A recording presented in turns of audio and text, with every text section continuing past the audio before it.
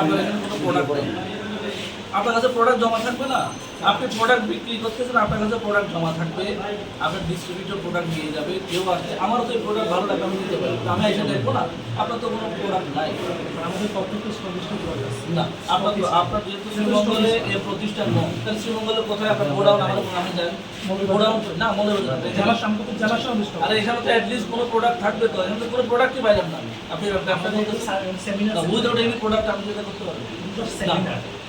আপনি যেটা করছেন এটা একজন ভোক্তার জীবন মান নিরাপত্তা তার এটা নিয়ে আপনি খেলছেন, এটা আপনি বলতে পারবেন, এটা আপনার ভোক্তা অধিকার সংরক্ষণ আইন 2009 এটা দণ্ডনীয় অপরাধ। স্যার আমরা সাংবাদিকরা প্রশ্ন করছিলাম অভিভাবক ছাড়া আপনারা কিভাবে এখানে সেমিনার করবেন এবং ছাত্রছাত্রী আসে ওরা আমাদের বলতেছে সিনেমা হলে যাচ্ছে এমএ যাচ্ছে এগুলো তারা দাঁড়াচ্ছে আমাদের সাহেবটা শেষ করে আমারটা শেষ করে ওনার একটু লেখেন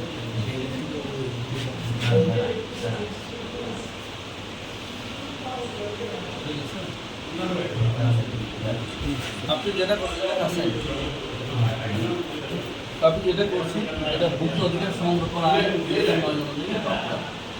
আপনার সেই অপরাধের দায়ী আমি আপনাকে সাব্যস্ত করলাম, এবং ভুক্ত অধিকার সংরক্ষণ আইন 2009-এর 52 ধারায় আপনাকে 20,000 টাকা জরিমানা করলাম, অনাদায়ী 3 মাসের বিকাশ শুরু করার জন্য। আর আপনি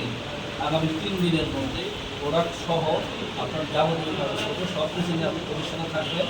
আবার এখানে আমার ব্যাগ সায়েন্টিস্ট সবাই নিয়ে আমরা আসবো, আমরা প্রোডাক্টগুলো যাচাই বাছাই করবো,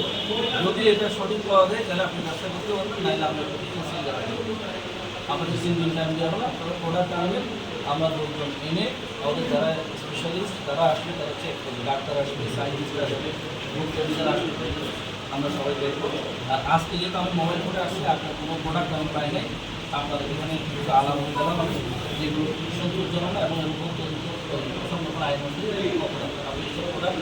যেগুলো আমি ডিস্ট্রিবিউটরও ব্যাগে পেলাম, কোনো সিল নাই, কোনো লেভেল নাই, বিএসটি অনুমোদন নেই, কোনো কিছু নেই, সেজন্য আপনার ব্যবসা করতে পারবেন। আপনার সেই জন্য আমি সংরক্ষণ আইন 2009-এর 52 ধারায় 20,000 টাকা জরিমানা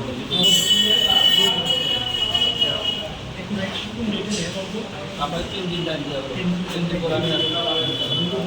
3 দিন পরে